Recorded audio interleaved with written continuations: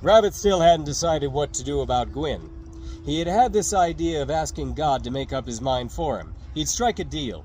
If Megan was interested in patching things up, he'd settle down, buy that Big Beats place, since he imagined poor Mr. Coleman would want to retire, and convert it into Immortelles, the fine art and antique shop. If she said no, God help the world, and Gwynn in particular. The way he saw it, if Gwynn and her gang of two-bit hoods hadn't burglarized his house and killed his, at that time, true love, he would not have set upon this path of vengeance and murdered so many people unrelated to his vendetta along the way. Therefore, all those deaths were on her head. She had to answer for them. But if it was in the cards for him to live a quiet life with this girl, he would cut Gwynn loose, let her go with a warning, and keep a close eye on her to make sure she never tried to come back and get him like in the movies. Well, after letting Megan blackmail those two college professors for a recommendation and paying a large honorarium to the school so that she could have her dream come true, and fixing her up with a brand new identity so that she could have the name she always wanted, and repairing all the damage to her apartment, she couldn't possibly have any hard feelings for him. This was the icing on the cake, though, the societal debut that would put her picture in all the papers. He stood in the audience at Kilgore and Friends, disguised as Chris Hammond, with his scruffy black goatee, his longish hair, and his John Lennon sunglasses, his Che Guevara shirt and blue jeans torn at the knees a la the Ramones. The place was packed. The city had been buzzing for a month about the big unveiling, and the newspapers had saturated the people with Yuval Seguav's dramatic fight and triumph over AIDS and the immigration people down at Chrome. Some of the people at the Royal Nonsuch had thought it delightful that Yuval Seguav's wasn't real, wasn't a Haitian refugee, and wasn't really making fools of them at his underground art phenomenon. So delightful, in fact, that they were more than happy to pretend to grant him amnesty, especially since their friend Jim Crow was going to pose as the artist at the inauguration of his groundbreaking show, Beyond the Pale. It showed their generosity and their appreciation for the arts and cost them nothing, and gave them something to laugh about together in secret as they crowded together in the gallery, smiling and glad-handing and raising their champagne flutes in toast to the flashing cameras of the paparazzi. It was one of the few art show openings Rabbit had been to where the guests actually looked at the paintings, and that pleased him no end. Their oohing and eyeing made him wish he were dressed as himself and basking in his rightful place up there instead of Crow, but he knew that he had doomed himself to a life outside of the spotlight because of the lifestyle he had chosen. He consoled himself with the knowledge that, as a chameleon hiding in the crowd, he had the greater pleasure of hearing people praise him amongst themselves instead of to his face, and that counted for so much more. The ting-ting-tinging of a spoon against a champagne flute made all heads turn to the dais at the end of the gallery, and the podium where Peaches Gilbert stood, immaculate in his print-striped aubergine suit with French elephant ivory shirt. Hey everybody, gather round now. There was a sprinkling of murmurs around Rabbit, some saying, "Oh look, it's Peaches," and some saying, "Oy vey, that guy gives me the creeps," with others shushing and admonishing. Rabbit was happy to hear sincere viewpoints spoken quietly, but because of them he couldn't hear everything Peaches was saying. The house lights dimmed and a spotlight came on, bathing Peaches in white light that made him shine. Welcome all of you to this very special event.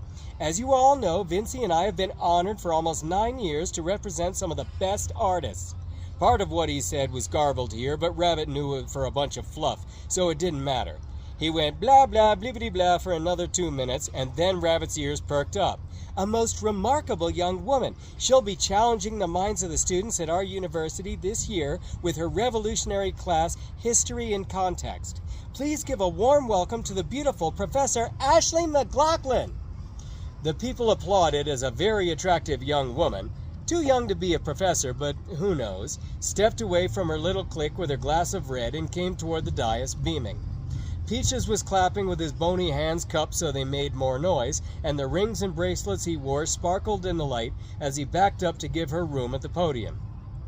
She stepped up onto the soapbox they had stashed behind it so she could be seen, and people remarked on how adorable she was, being so petite and all.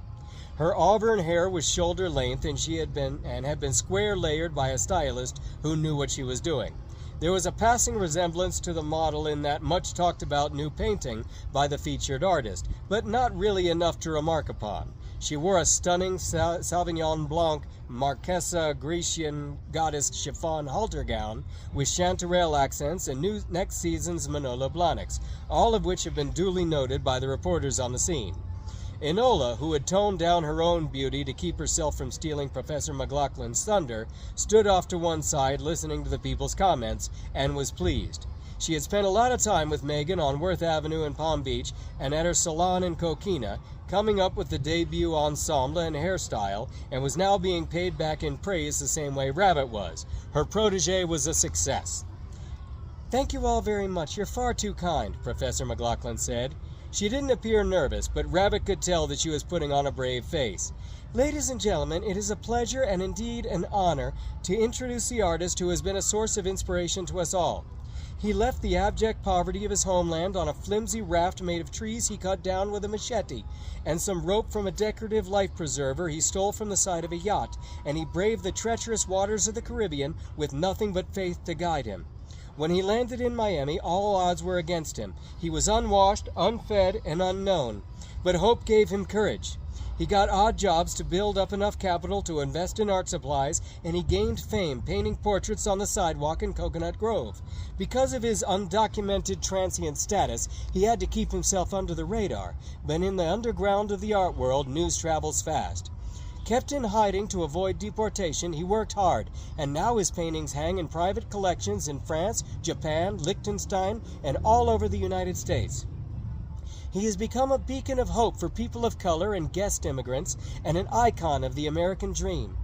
This inauguration marks not just the newest series in paintings by an incredible artist, but his first public appearance, and the celebration of one man's triumph against both nature and law to leave his humble origin and realize his dream of becoming an American citizen." The crowd hooted and clapped its approval, and Professor McLaughlin had to wait politely for a moment. Her smile was radiant, basking in what she knew was going to be the first of many such moments to come, that performer's eon, when she would be looked upon and listened to by many and applauded. "Ladies and gentlemen, it is with great pleasure that I give you, from beyond the pale, Jubal Seguave!" The spotlight swept from her to Jim Crow, towering over his entourage and looking to the crowd like the strongest and healthiest specimen ever to be dying of AIDS. He feigned a bashful smile and a little wave, and the thunder of the people's applause was deafening. He went to the podium, bent a little to kiss Megan on the cheek, and offered his hand to help her step down off of her soapbox.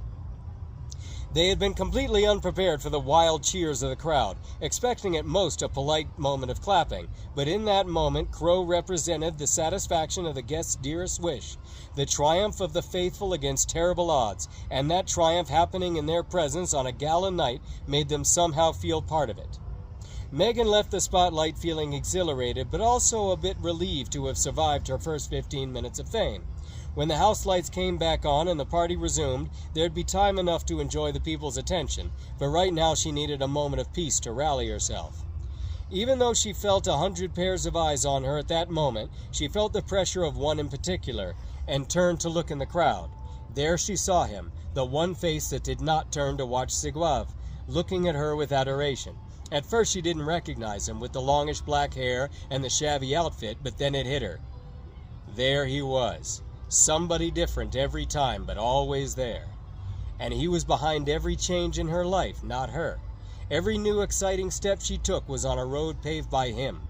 And behind every pair of sunglasses for the rest of her life, his eyes would be watching her.